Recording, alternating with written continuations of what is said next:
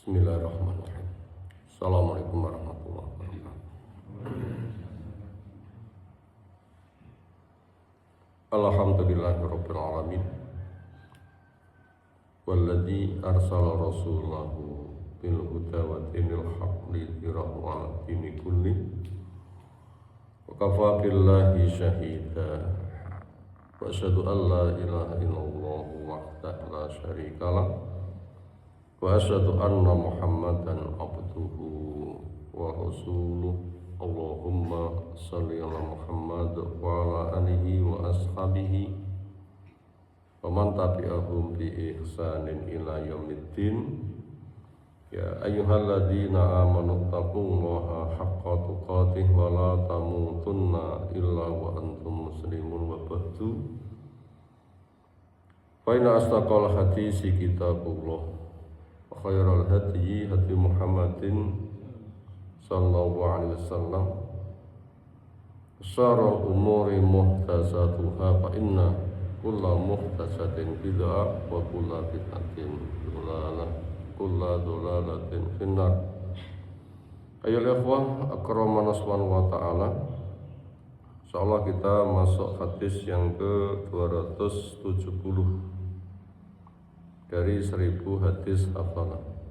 Temanya amalan-amalan yang pahalanya mengalir ketika orangnya sudah mati. An Abi Hurairah Abdurrahman bin Sakhar Ad-Dawsi radhiyallahu anhu anna Rasulullah sallallahu alaihi wasallam qala idza matal insan, ketika manusia mati,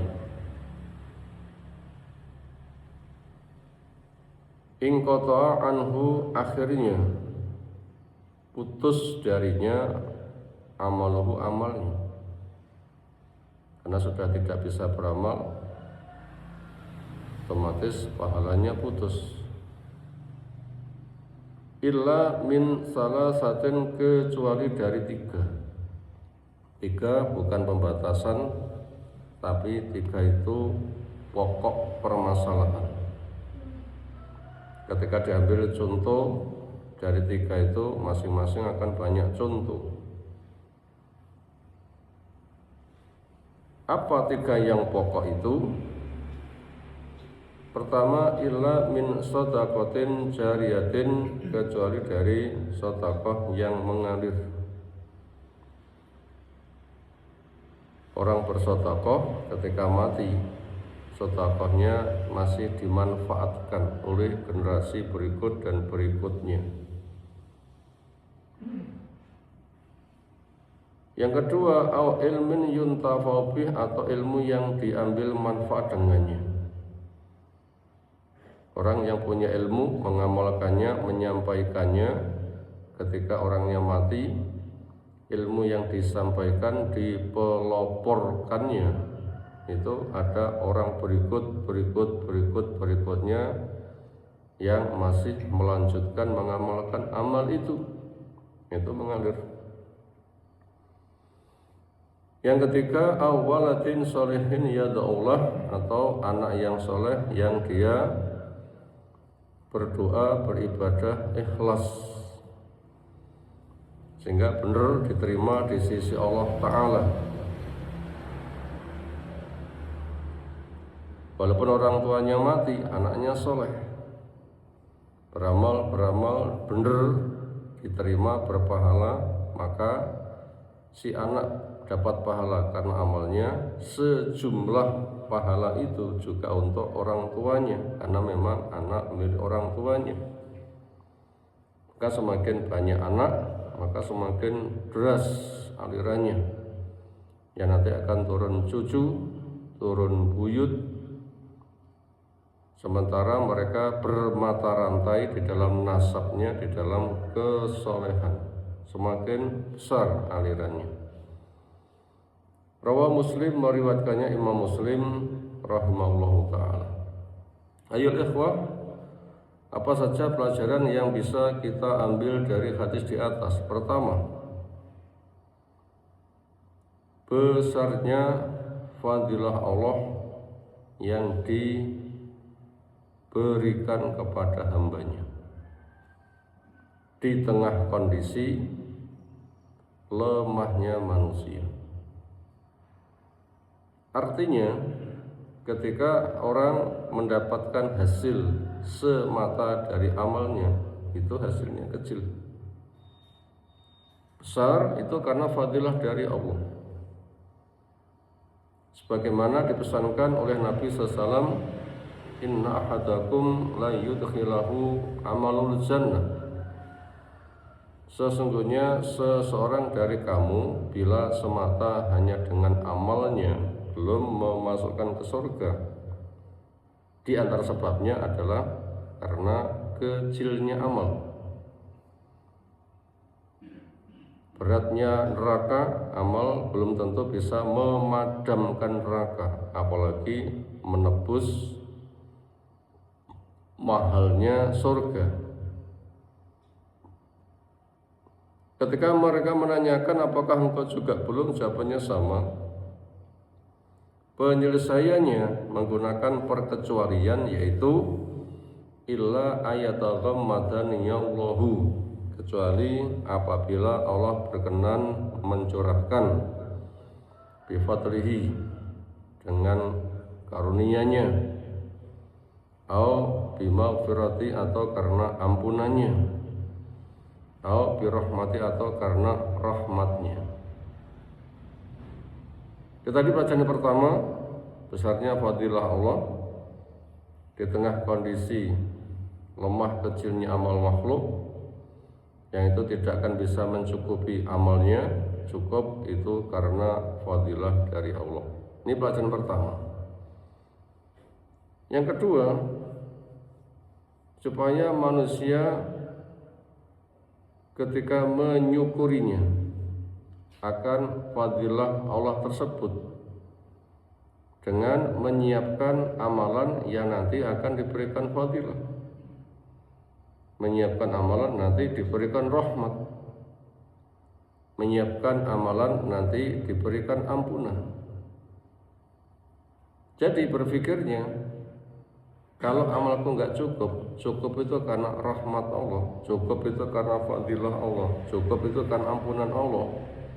Kita tanya, amal apa ya yang nanti diberi fadilah? Amal apa ya yang nanti diberikan rahmat? Amal apa ya nanti diberikan ampunan? Ketika tahu, kerja keras. Mestinya itu begitu, sehingga nanti dia akan selalu belajar, berusaha, sehingga dikoreksi kira-kira sudah sampai sasaran belum, dan kerja keras untuk diwujudkan terus. Nah, itu bentuk syukurnya dengan cara seperti itu.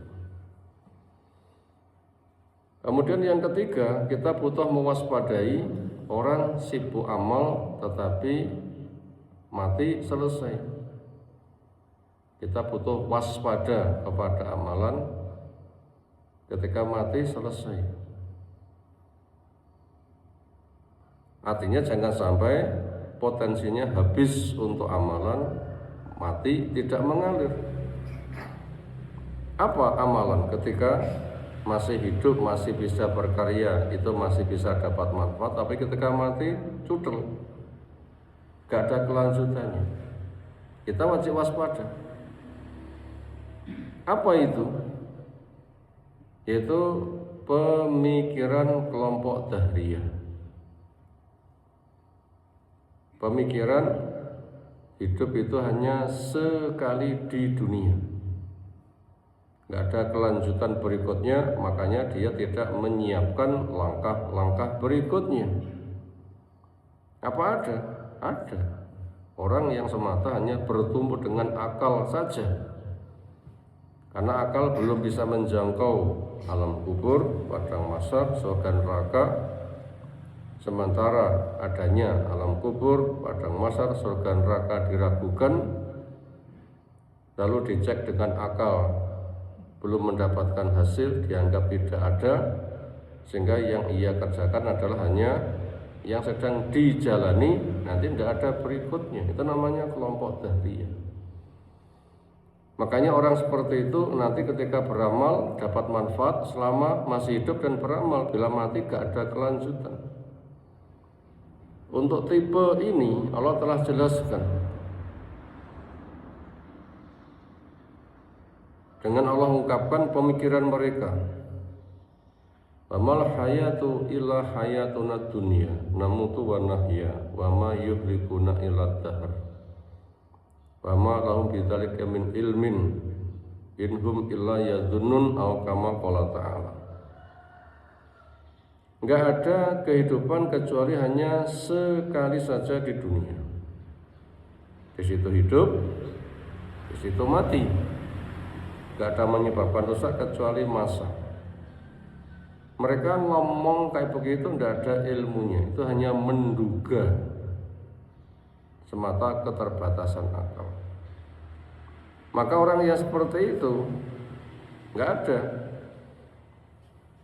potensi ketika mati amalnya mengalir. Memang nggak mempercayai dan nggak menyiapkan. Dan itu hanya separuh akal. Artinya orang yang berpikir seperti itu seolah itu paling cerdas, tapi adalah kecerdasannya hanya separuh. Karena kalau memang orang itu yang betul-betul berakal, akalnya normal, ya ada awal, ada akhir, ada atas, ada bawah, ada yang hadir, ada yang gaib. Ketika manusia punya keterbatasan butuh subsidi, suplai bantuan, sehingga tidak satu jalur. Ibarat nafas itu menghirup menghembus. Itu kalau normal itu begitu. Ada awal, ada akhir. Dunia, ada akhirat. Amalan, ada balasan. Ada yang hadir, ada yang gaib, ada kelemahan, ada bantuan. Itu baru akalnya normal. Lah kenormalan itu menggunakan wahyu. Perkara yang indramu bisa menjangkau, silahkan kamu berkarya. Yang indramu nggak bisa menjangkau, Allah membimbing. Inilah kitab, inilah rasul, inilah mukjizat. Kesimpulannya hanya benar semata, sehingga manusia nanti akan terarahkan. Bila mau beruntung, tapi bila tidak mereka hanya separuh akal. Jadi para filosofis itu hanya separuh akal saja. Sehingga sering dikatakan, oh badoe miring, jadi itu hanya separuh saja. Itu orang yang nggak ada aliran pahala, karena begitu pemikirannya. Lalu pelajaran berikutnya, sempurnakan akal dengan menerima petunjuk wahyu, adanya Rasul, adanya dunia, akhirat, awal, akhir, amalan, balasan, hadir, gaib. Maka belajar keras bimbingan wahyu, nanti akan dijelaskan semuanya. Itu tadi yang keempat, mesinnya begitu langkah yang benar. Lalu berikutnya, amal apa ketika orang itu mati nanti mengalir? Tentunya buat orang yang akalnya sempurna, mau terima wahyu sehingga ada dunia, ada akhirat, ada amalan, ada balasan, ada yang hadir, ada yang gaib, sehingga dia menyiapkan amal apa yang ketika mati nanti akan tetap mengalir dan mengalir. Ini orang yang normal seperti itu nanti akan tanya, amal apa yo? Ya nanti akan mengalir dan mengalir terus. Maka hadis yang kita baca di atas telah menjabarkan itu semuanya. 3 sebagai pokoknya, ketika diperinci nanti macamnya banyak. Sampai satu hadis yang lain ketika ditotal sampai ada 10. Sehingga dengan begitu nanti orang akan mendapatkan kesempurnaan. Yang pertama, ketika orang bekerja, menempuh sebab mengambil jatah rezekinya, karena kehidupannya dunia, akhirat, makanya manfaatkan hak dunianya dan siapkan hak akhiratnya. butuh makan, setelah mendapatkan rezeki makanlah, pakaian ambillah, rumah ambillah, kendaraan ambillah, kebutuhan ambillah. Ketika sudah punya, untuk apa? Untuk meraih yang lebih gede, akhiratmu.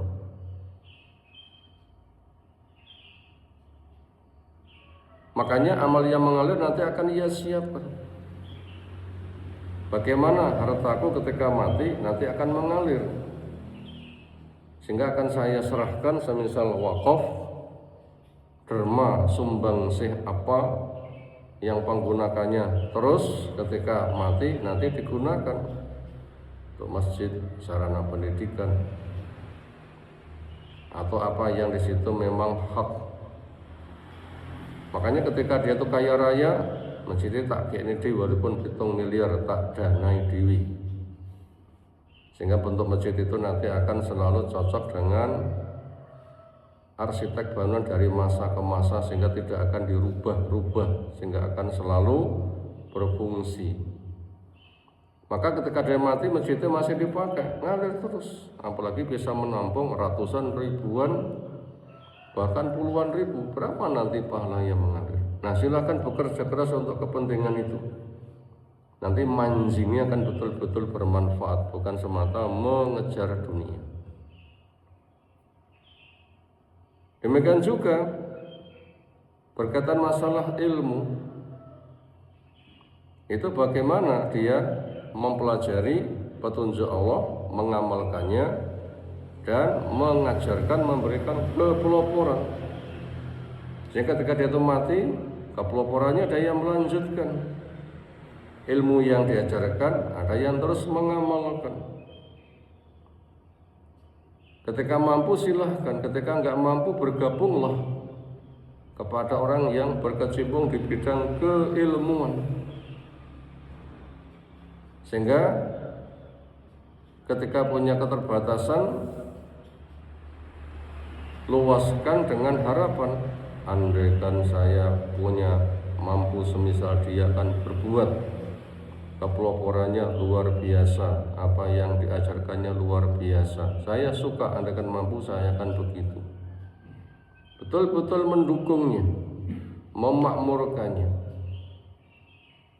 sehingga nanti ketika betul-betul cinta kerja keras, walaupun dia punya keterbatasan, nanti akan dibersamakan, karena almarhum ma'aman ahabba, orang akan dibersamakan dengan yang dicintainya. Apalagi orang itu double, ya berharta, ya berilmu. Di keduanya dia menjadi pelopor, sehingga ada dorongan yang disampaikan Nabi SAW supaya orang itu kerja keras mengejar keduanya, dengan pesannya la hasada illa fisnatai, nggak boleh hasad punya mana ribotoh kecuali pada dua. Arti ribotoh, seseorang lihat orang lain, wah itu punya ini, itu luar biasa, saya juga pingin punya seperti itu, piye caranya? Dia kerja keras tanpa merusak.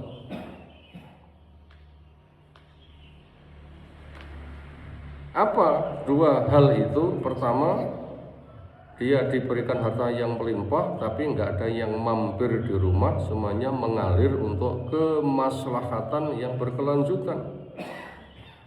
Ibaratnya rumah yang besar, keguyur hujan, air yang mampir di rumah sebatas, yang nempel di genteng-genteng, selebihnya mengalir.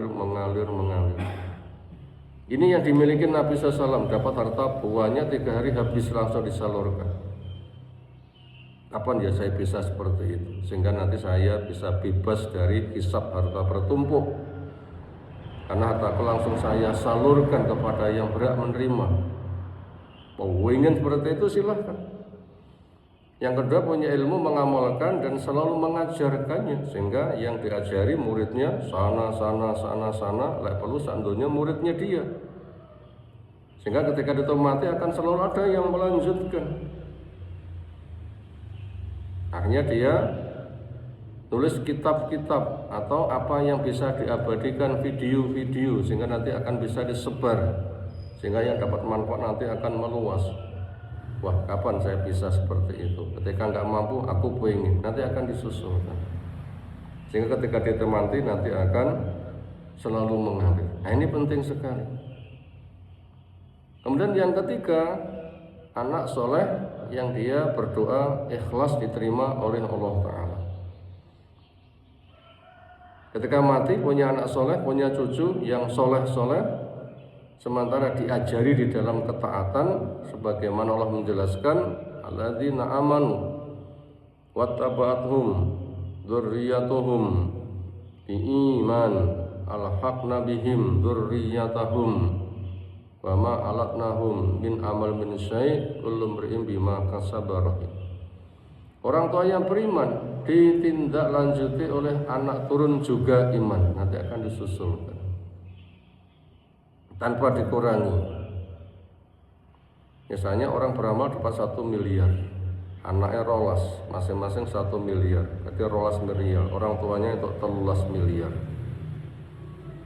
Nanti putune piro, buyutnya piro, terus luar biasa. Makanya ada orang itu termangu-mangu ketika berada di surga Allah. Ya Allah, kok gede banget, dari mana ini? Allah menjawab, istighfari waladika, karena istighfari anak turunmu untuk kamu. Artinya anak beramal soleh, fungsi amal soleh itu dapat ampunan, dapat pahala dan peninggian derajat. Bukan semata untuk mereka, orang tua sebagai pelopor dapat semisal tanpa mengurangi yang lain. Nah, ini mendorong orang itu untuk rapi ketika menikah supaya memperbanyak anak. Buat yang berkemampuan dan mampu mengelola keluarganya, silahkan lebih dibanyakkan anaknya lagi. Buat yang mampu membutuhkan maslahat, silahkan. Saya ingin istri yang kedua supaya anak saya tambah selusin lagi. Saya ingin istri yang ketiga supaya anakku tambah selusin lagi. Saya istri yang keempat supaya anakku tambah selusin lagi.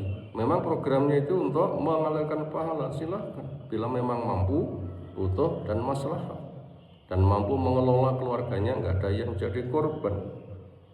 Apabila nggak mampu, katakan saja andai saya mampu, saya akan melakukan. Tujuannya memang untuk membesarkan. Siapa yang mendukung program itu nanti dapat hal yang sama. Kasusnya itu ke sana. Itu nanti akan mengalir dan mengalir. Ini fadilah yang luar biasa. Itu tadi 3 amalan sebagai contoh yang nanti bahkan bisa mengalir. Yang lain-lain ketika dikembangkan banyak. Saya punya mushaf, saya taruh di masjid, nanti banyak orang membaca, sama mengalir. Saya nanam pohon, ketika saya mati pohon itu berbuah, nanti buahnya disedekahkan terus bisa. Saya bikin aliran sungai, ketika saya mati, sungai yang kualirkan akan dimanfaatkan terus bisa. Saya memberikan rumah penginapan, siapa dari musafir ketika butuh mampir daripada di rest area bayar, ini gratis, dimanfaatkan terus, mengalir. Dan yang lain-lain nanti bisa dikembangkan, yang seperti itu jumlahnya adalah sangat banyak. Itulah karunia Allah, fadilah dari Allah. Makanya supaya kita itu mengarah ke sana, sehingga keterbatasan kita itu nanti akan mendapatkan subsidi. Tentunya ini fadilah yang sangat besar. Semoga Allah memberikan karunia yang besar untuk kita semuanya. Subhanakallahumma bihamdika, asyhadu an la ilaha illa anta, astaghfiruka wa atubu ilaik. Assalamualaikum warahmatullahi wabarakatuh.